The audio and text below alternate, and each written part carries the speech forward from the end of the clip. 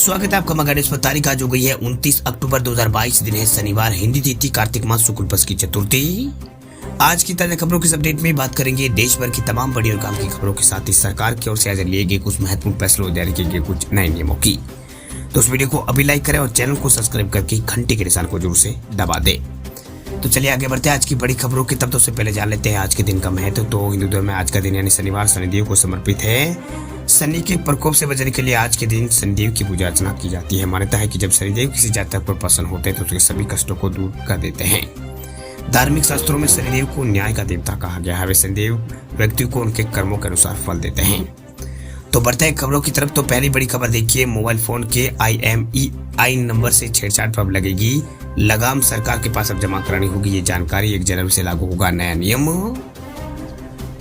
Mobile phone के IMEI number से छेड़छाड़ करने वालों को लेकर सरकार अब सख्त हो चुकी है। दरअसल दूरसंचार विभाग ने हर मोबाइल फोन निर्माता, निर्यात और आयात करने वाले फर्म के लिए हर फोन में यहाँ पर IMEI नंबर का जो रजिस्ट्रेशन है वो अनिवार्य कर दिया है। ये जो नया नियम है वो 1 जनवरी 2023 से लागू होगा। इसके साथ ही यहाँ पर जो फोन विदेशी यात्रियों के साथ आए हैं उनका भी रजिस्ट्रेशन अब अनिवार्य होगा। उन्हें भी यहाँ पर सेल्फ सर्टिफिकेशन का यहाँ पर उनके लिए भी अनिवार्य होगा। वही सरकार मोबाइल फोन के IMEI से छेड़छाड़ को रोक लगाई है। सरकार इसके लिए सभी फोन निर्माताओं को सरकार के पास IMEI नंबर की जानकारी अब देना अनिवार्य होगा। इससे फोन चोरी होने की दिशा में उसकी जो ट्रैकिंग है वो आसानी से यहाँ पर होगी और उसकी स्पेलिंग पर भी यहाँ पर रोक लगाने में मदद मिलेगी।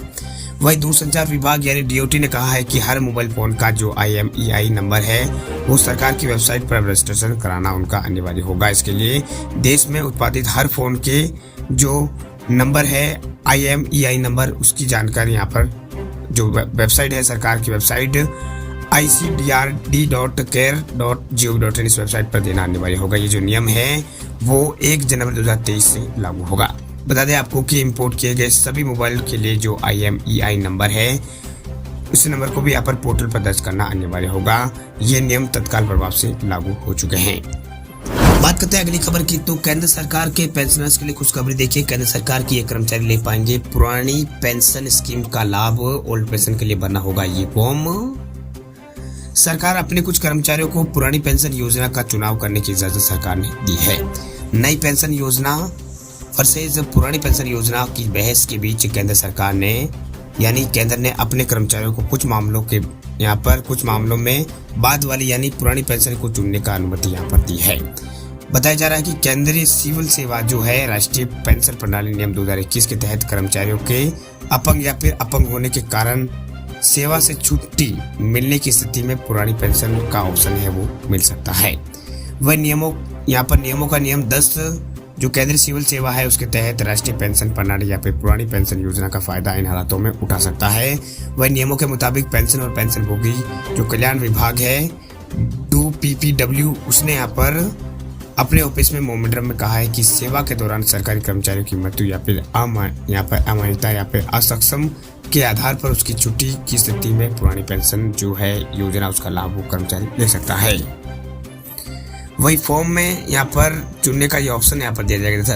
अधिसूचना में कहा गया कि NPS के तहत आने वाला प्रत्येक सरकारी कर्मचारी सरकारी सेवा में शामिल होने के समय NPS के तहत केंद्रीय सिविल सेवा पेंशन नियम या फिर केंद्रीय सिविल सेवा के तहत लाभ प्राप्त करने के लिए फॉर्म 1 में दिए गए एक ऑप्शन को यहाँ पर चुन सकता है। ये कर्मचारी की मृत्यु या फिर असक्षमता के कारण बोर्डिंग या फिर अमान्यता पर रिटायर होने की स्थिति में लागू होंगे। बात करते हैं अगली खबर की। तो विधानसभा चुनाव से पहले गुजरात सरकार का बड़ा फैसला। किसानों के लिए 730 करोड़ के राहत पैकेज की सरकार ने की है घोषणा। गुजरात सरकार ने 14 जिलों में से मानसून के दौरान भारी बारिश की वजह से नुकसान का सामना करने वाले किसानों के लिए 730 करोड़ रुपए के पैकेज की घोषणा की है। वही राज्य सरकार ने ये कदम ऐसे समय उठाया है जब इस साल के अंत में होने वाले विधानसभा चुनाव के लिए कभी भी तारीखों की घोषणा हो सकती है। वही अधिकारी ने बताया है कि मुख्यमंत्री भूपेंद्र पटेल की अध्यक्षता में राज्य मंत्रिमंडल की बैठक में राहत पैकेज को मंजूरी यहाँ पर दी गई। उन्होंने बताया है कि इससे 14 जिलों के 2554 गांवों के करीब 8 लाख किसानों को इसमें लाभ होने की उम्मीद है। वही अधिकारी ने बताया कि जो पैकेज है उसकी घोषणा छोटाउदेपुर, नर्मदा, पंचमहल, नवसारी, वलसाड, डांग, तापी, सूर, कच्छ, जूनागढ़, मोरबी, पोरबंदर, आणंद और खेड़ा जिलों में नुकसान के आकलन करने के एक सर्वे के बाद यहाँ पर ये जो फैसला लिया गया है। बात करते हैं अगली खबर की। तब हेल्थ जनरल इंश्योरेंस खरीदने के लिए नए नियम होंगे लागू। 1 नवंबर से ये शर्तें करनी होगी पूरी। दरअसल भारतीय जो बीमा नियामक विकास एवं प्राधिकरण जो है एडा, उसने 1 नवंबर से बीमाकर्ताओं के लिए केवाईसी विवरण अनिवार्य करने की योजना यहाँ पर ये बना रहा है। इसके तहत इंश्योरेंस के लिए क्लेम करते समय केवाईसी दस्तावेजों को अनिवार्य रूप से प्रस्तुत करना होगा।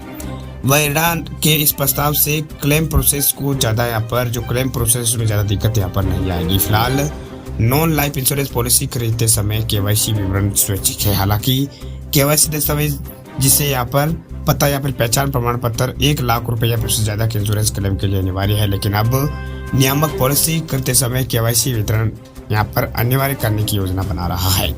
वही केवाईसी से जुड़े ये जो नए नियम है, यहाँ पर जो केवाईसी से जुड़े ये नियम है वो नए और मौजूदा दोनों ग्राहकों के लिए अभी अनिवार्य हो गए। वही केवाईसी प्रोसेस से यहाँ पर सैटेलाइट पॉलिसी है उससे डेटाबेस का लाभ यहाँ पर उठाया जा सकेगा। इससे बीमा सुगम पोर्टल पर पॉलिसी रिकॉर्ड को बनाए रखने में मदद मिलेगी। इस पोर्टल पर पॉलिसी होल्डर्स ई इंश्योरेंस अकाउंट भी बना सकेंगे, जहां वे अपनी पॉलिसियों से जुड़ी जो डिटेल है वो देख सकेंगे। साथ ही जो अपना इंश्योरेंस है उसे आसानी से क्लेम कर सकेंगे। बात करते हैं अगली खबर की। तो राजस्थान में अब महंगी हुई है बिजली। 1 करोड़ 31 लाख उपभोक्ताओं को अब चुकाना होगा इतना बिल। राजस्थान में दिवाली निकलते ही बिजली उपभोक्ताओं को जोर का झटका लगा। दरअसल बिजली के दाम राजस्थान में बढ़ा दिए गए हैं। इसके बाद प्रदेश के 1 करोड़ 31 लाख से ज्यादा बिजली उपभोक्ताओं को पड़ेगा। अब उपभोक्ताओं को प्रति यूनिट 21 पैसा का सरचार्ज है वो देना होगा। हालांकि कृषि कनेक्शन वाले बिजली उपभोक्ताओं को इससे मुक्त रखा गया है। वही ऊर्जा विभाग ने कहा है कि ईंधन महंगा होने और टैक्स और सरचार्ज के रेट में बदलाव और रेल और माल भाड़े में बढ़ोतरी के कारण बिजली के दाम बढ़ाने यहाँ पर पड़े हैं। वह राजस्थान में एक बार फिर से बिजली उपभोक्ताओं को ऊर्जा विभाग ने जोर का झटका धीरे से दिया है। दरअसल दीपावली का पर्व निकलते ही बिजली बिलों में फ्यूल सरचार्ज बढ़ा दिया गया है। वही बिजली उपभोक्ताओं से अब बिजली विभाग जो है वो बिल में 21 पैसा प्रति यूनिट अतिरिक्त सरचार्ज वसूलेगा।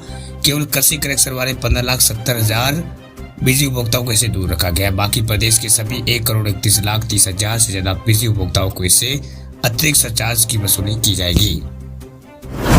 बात अब करते हैं अगली खबर की। तो नौकरी पेशाओं के लिए आई है दिल खुश खबरें वाली खबर।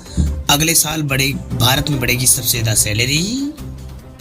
नौकरी करने वाले लोगों को सबसे ज्यादा यहाँ पर खुशी तब होती है जब उनकी यहाँ पर जो सैलरी है वो अच्छी खासी बढ़ जाए। अब इस मामले में भारत के नौकरी पेशा लोगों के लिए एक अच्छी खबर निकलकर सामने आई। दरअसल अगले साल यानी 2023 में भारत में अन्य तमाम देशों के मुकाबले सबसे ज्यादा सैलरी बढ़ सकती है। ये दावा ECA इंटरनेशनल सर्वे में यहाँ पर किया गया है। वही सर्वे के मुताबिक दुनिया भर के सिर्फ 37% ही ऐसे देश है जहां पर साल 2023 में महंगाई को मात देने वाली सैलरी में वृद्धि हो सकती है। भारत का नाम उन देशों में सबसे ऊपर है। वही भारत अमेरिका, ब्रिटेन और यूरोप के तमाम देशों में यहाँ पर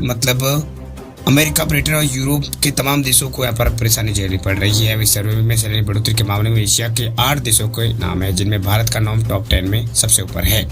वह रिपोर्ट के माने तो इस साल भारत में 4.6% वेतन बढ़ने का अनुमान है। ये सिर्फ एशिया में नहीं बल्कि दुनिया भर के तमाम देशों में सबसे ज्यादा है। वह दूसरे नंबर पर वियतनाम है जहां पर 4.0% और तीसरे नंबर पर चीन है, वहां 3.8% के हिसाब से जो सैलरी बढ़ सकती है। वह 3.4% सैलरी बढ़ोतरी के साथ ब्राजील चौथे पर है।